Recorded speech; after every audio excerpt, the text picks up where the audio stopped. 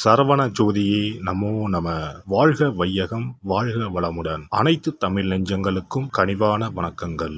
நிகழும் ஸ்ரீ மங்களகரமான சோபகிருது ஆண்டு தை மாதம் 18ஆம் தேதி வியாழக்கிழமை அன்று சஷ்டி திதியில் சித்திரை நட்சத்திரத்தில் திருதி நாமயோகத்தில் வணிசை கரணத்தில் சித்தயோகம் கூடிய நன்னாளில் இந்த சீர்மிகு பிப்ரவரி மாதம் பிறக்கிறது.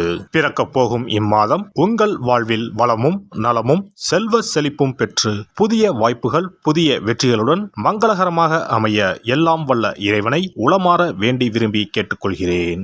இம்மாத கிரக நிலைகளை பார்க்கும் போது மேசத்தில் குரு பகவான் சஞ்சாரம் செய்கின்றார். சனி பகவான் கும்பராசியில் பயணம் செய்கிறார். ராசிக்கு 6ஆம் இடத்தில் கேது பகவானும் 12ஆம் வீட்டில் ராகு பகவானும் பயணம் செய்கின்றனர். சுக்கிரன் புதன் செவ்வாய் ராசிக்கு 9ஆம் இடத்தில் சஞ்சாரம் செய்கின்றனர். ஜனவரி 15ஆம் தேதி சூரிய பகவான் மகர ராசிக்கு மாறியதை தொடர்ந்து பிப்ரவரி 1ஆம் தேதி புதன் பகவானும் பிப்ரவரி 5ஆம் தேதி செவ்வாய் பகவானும் மகர ராசிக்கு பெயர்ச்சியாக உள்ளனர். இதனால் பிப்ரவரி மாதத்தின் தொடக்கத்திலேயே 3 கிரகங்களின் சேர்க்கை நடக்க உள்ளது. மகர ராசியில் சூரியனுடன் புதன் இணைவதால் புதாதித்ய யோகமும் சூரியனுடன் செவ்வாய் இணைவதால் ஆதித்ய மங்கள ராஜயோகமும் உருவாகிறது. இந்த கிரக அமைப்பினால் உங்கள் வாழ்வில் ஏற்படக்கூடிய சுபம் மற்றும் அசுப பலன்கள் என்ன என்பதனை விரிவாக காண்போம். இதுவரை ஆபத்தில் சிக்கி சீரழிந்த உங்கள் வாழ்க்கை பயணம் மாறப்போகிறது. இப்படியும் ஒரு வாழ்க்கையா என மனக்கசப்பில் வாழ்ந்து வந்த உங்களுக்கு இனி வசந்தம் வீசப்போகிறது. இனி யமனே உங்கள் எதிரில் வந்தாலும் சிவனின் அருளால் எதிர்த்து நின்று போராடும் பலம் உங்களை வந்து சேரும். உங்கள் பிறப்பு ஒரு சாபக்கேடு அல்ல, அது சரித்திரம் படைக்கும். கடகராசி அன்பர்களே, இம்மாதம் முழுவதும் செவ்வாய் புதன் சுக்கிரன் ஆகியோரால் நன்மைகள் நடைபெறும். காரியங்களில் அனுகூலம் உண்டாகும். முயற்சிகளில் வெற்றி கிடைக்கும். வழக்குகளில் சாதகமான தீர்ப்பு உங்களை வந்தடையும். எதிர்பாராத பணவரவுக்கு வாய்ப்பு உண்டு. குரு சாதகமாக இருப்பதால் முன்னேற்றத்திற்கு தடை இருக்காது. புதிய பொருட்களின் சேர்க்கை உண்டாகும். சிலருக்கு பயணங்களும் அதன் மூலம் ஆதாயமும் ஏற்படும். புதிய ஆடை ஆபரணங்கள் வாங்கி மகிழ்வீர்கள். ஆனால் பெரும்பாலான கிரகங்கள் சாதகமாக இல்லை என்பதால் குடும்பத்தில் அடிக்கடி வீண் விவாதம், கணவன் மனைவிக்கு இடையே கருத்து வேறுபாடுகள் தோன்றக்கூடும். ஒருவரை ஒருவர் அனுசரித்து செல்வது நல்லது. மாதத்தின் பிற்பகுதியில் குடும்பத்தில் மகிழ்ச்சியும் நிம்மதியும் உண்டாகும். பிள்ளைகள் வழியில் பெருமை சேரும். உறவினர்கள் வருகையும் அவர்களால் உதவிகளும் உண்டு. ஆனால் மாத கடைசியில் அவர்களால் பிரச்சனைகளும் ஏற்படலாம் என்பதால் பொறுமையை கடைபிடிப்பது அவசியம். சுப நிகழ்ச்சிகளில் கலந்து கொள்வீர்கள். உடல் நலன் அடிக்கடி பாதிக்கப்படக்கூடும். உடனுக்குடன் சிகிச்சை எடுத்துக்கொள்வது நல்லது. உத்தியோகத்தில் பணிச்சுமை அதிகரிக்கும். ஆனால் சக ஊழியர்கள் அனுசரணையாக நடந்து கொள்வார்கள். கூடுமான வரை உங்கள் பணிகளில் மட்டுமே கவனம் செலுத்தவும். உயர் அதிகாரிகளுடன் பேசும்போது பொறுமையை கடைபிடிக்கவும். தொழில் வியாபாரம் நன்றாகவே இருக்கும். போட்டிகள் குறையும். சக வியாபாரிகள் இணக்கமாக நடந்து கொள்வார்கள். சிலருக்கு வியாபார விஷயமாக வெளியூர் பயணம் மேற்கொள்ள நேரிடும். பங்குதாரர்கள் அனுசரணையாக இருப்பார்கள். ஆனால் அரசாங்க வகையில் சில பிரச்சனைகள் ஏற்பட்டு நீங்கும். கலைத்துறையை சேர்ந்த அன்பர்கள் தங்களுக்கு கிடைத்த வாய்ப்புகளை கவனமாக பயன்படுத்திக் கொள்வது அவசியம். இம்மாதம் புதிய ஒப்பந்தங்கள் கையெழுத்தாகும். முயற்சிகளில் இருந்த தடை தாமதங்கள் நீங்கும். மாணவர்கள் படிப்பில் கூடுதல் கவனம் செலுத்த வேண்டியது அவசியம். கஷ்டப்பட்டு படித்தால்தான் நல்ல மதிப்பெண்கள் பெற முடியும். சந்தேகங்களை ஆசிரியர்களிடம் உடனுக்குடன் கேட்டு தெளிவு பெறுவது நல்லது. குடும்பத்தை நிர்வகிக்கும் பெண்மணிகள் குடும்பத்தில் அனைவரையும் அனுசரித்து செல்வது நல்லது. இம்மாதம் அக்கம் பக்கத்தில் இருப்பவர்களின் ஒத்துழைப்பு மனதுக்கு உற்சாகம் தரும்.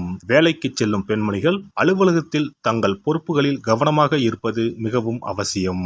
இம்மாதம் சாதகமான நாட்கள் 1, 5, 11, 12.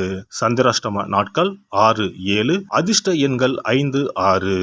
வழிபட வேண்டிய தெய்வம் மகாலட்சுமி வெங்கடாஜலபதி. பரிகாரம்: மகாலட்சுமி அஷ்டகம் பாராயணம் செய்வது நல்ல பலன்களை தரும். சனிக்கிழமைகளில் ஆஞ்சநேயருக்கு துளசி அர்ச்சனை செய்வதும் நன்மை தரும்.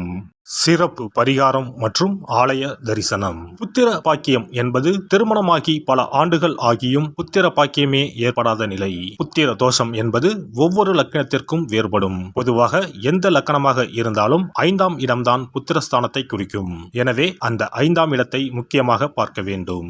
சேர்த்து வைத்த புண்ணியம்தான் குழந்தையாக பிறக்கும் என்று பழமொழி உண்டு. அந்த வகையில் 5ஆம் இடம் பூர்வ புண்ணிய ஸ்தானமாகவும் திகழ்கிறது. தாய்மாமன், தாய்வழி உறவுகள் ஆகியவற்றை குறிப்பதும் 5ஆம் இடம்தான். 5ஆம் இடத்தில் பாவக்கிரகங்கள், அதாவது ராகு, செவ்வாய், சனி அல்லது சூரியன் அமர்ந்தால் ஒரு சிலருக்கு குழந்தை பாக்கியம் இல்லாமல் போகும் அல்லது தாமதமாக கிடைக்கும். ஒருவேளை 5ஆம் இடத்தில் உள்ள பாவக்கிரகங்களை சுப கிரகங்கள் பார்த்தால் குழந்தை பாக்கியம் கிடைக்கும் என்பது நம்பிக்கை. இனி புத்திர பாக்கியம் பெறுவதற்கான ஆலய வழிபாடுகளை பார்ப்போம். செவ்வாய் பகவானின் அம்சமாக கருதப்படும் முருகப்பெருமான் வழிபாட்டை தவறாமல் செய்பவர்களுக்கு நிச்சயமாக புத்திர பாக்கியம் கிடைக்கும். குரு பகவான் வீற்றிருக்கும் தலங்கள் அனைத்தும் சிறப்பு வாய்ந்தவைதான். ஆலங்குடி குருஸ்தலம், திட்டை குருஸ்தலம் சிறப்பான பலன்களை கொடுக்கும் ஆலயங்களாகும். அது மட்டுமல்லாமல் சிதம்பரம் அருகே இருக்கக்கூடிய ஓமாம்புலியூர் துயர்தீர்த்தநாதர் ஆலயமும் குரு பகவானின் ஸ்தலமாகும்.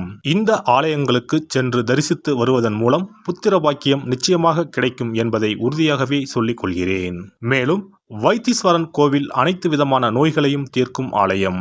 இது செவ்வாய் பரிகார ஸ்தலம். எனவே நல்ல சத்தான அறிவு கூர்மை மிக்க குழந்தை பாக்கியம் வேண்டுபவர்கள் இந்த ஆலயத்திற்கு சென்று வந்தால் குழந்தை பாக்கியம் பெறுவதற்கு உண்டான தடைகளை நீக்கி புத்திர பாக்கியத்தை நிச்சயம் அருள்வார் வைத்தியநாத சுவாமி. மேலும் கருவின் உருவாக இருக்கும் கருமாரியம்மன் ஆலயங்கள் அனைத்தும் புத்திர பாக்கியம் நல்கும் ஆலயங்களே. சமயபுரம் மாரியம்மன், திருவேற்காடு கருமாரியம்மன் போன்ற ஆலயங்கள் அனைத்தும் சிறப்பு வாய்ந்தவையே. அதேபோல் திருச்சிக்கு அருகில் உள்ள திருப்பட்டூர் பிரம்மா ஆலயம் பிறவி பயனை அனுபவிக்க செய்யும் ஸ்தலம். திருப்பட்டூர் பிரம்மாவிடம் வேண்டுதல் வைக்க குழந்தை பாக்கியம் கிடைக்கும். திருச்செங்கோடு அர்த்தநாரீஸ்வரர் ஆலயம் புத்திர பாக்கியத்தை அருளும் முக்கிய ஸ்தலம். குருவாயூர் கிருஷ்ணர் ஆலயமும் ஸ்ரீரங்கம் ரங்கநாதர் ஆலயமும் குழந்தை பாக்கியத்திற்கு வழிகாட்டக்கூடிய வழி கிடைக்கக்கூடிய அற்புத திருத்தலங்கள். இந்த ஆலயங்களில் துலாபாரம் என்னும் வேண்டுதல் வைத்து வந்தால் குழந்தை பாக்கியம் உடனே கிடைக்கும். குழந்தை பேறு பெற்ற லட்சக்கணக்கான பேர் இங்கு வந்து நேர்த்தி கடன் செலுத்துவதை தினந்தோறும் காணலாம். அதேபோல் அத்தி மரத்தை நட்டு வளர்த்து வருவதும் அத்தி மரத்தை பேணி காப்பதும் குழந்தை பாக்கியத்தை தரும். தான தர்மங்களும் புத்திர பாக்கியத்தை தரும். அக்கம் பக்கம் உள்ள குழந்தைகளுக்கு உணவு வழங்குதல், இனிப்புகள் வழங்குதல் போன்ற செயல்கள் புத்திர பாக்கியத்தை தரக்கூடியதாகும். துர்க்கை வழிபாடும் முருகப்பெருமான் வழிபாடும் சிறந்த பரிகார முறைகள். அதிகாலை நேரத்தில் அரச மரத்தை 48 முறை சுற்றி வருவதன் மூலமும் குழந்தை பாக்கியம் நிச்சயம் உண்டாகும். எறும்பு புற்றுக்கு வெல்லம் பொட்டுக்கடலை கலந்து தருவதால் 1000 பேருக்கு அன்னதானம் செய்த பலன் வந்து சேரும். கர்ப்பிணிகளுக்கு அவர்கள் விரும்புவதை வாங்கி கொடுத்து அவர்களை மகிழ்ச்சிப்படுத்துவதன் மூலம் அவர்களுடைய ஆசீர்வாதம் கிடைக்க பெற்று குழந்தை பாக்கியம் கிடைக்கும் என்பது உண்மை. புத்திர தோஷம் உள்ளவர்கள் முதியோர் காப்பகங்களில் உள்ள முதியோருக்கு உணவு உடை வழங்கி அவர்களின் ஆசியை பெற்றால் புத்திர பாக்கியம் கிடைக்கும். மேற்கண்ட ஆலய பரிகாரங்களை முறையாக செய்து நம்பிக்கையோடு வணங்கி வந்தால் குழந்தை பாக்கியம் நிச்சயம் கிடைக்கும். எல்லாம் வல்ல இறையருளால் நீங்களும் உங்கள் அன்பு குடும்பமும் உடல் நலம், நீலாயுள், நிறை செல்வம், உயர் புகழ், மெய்ஞானம் ஓங்கி வாழ்க வளமுடன்.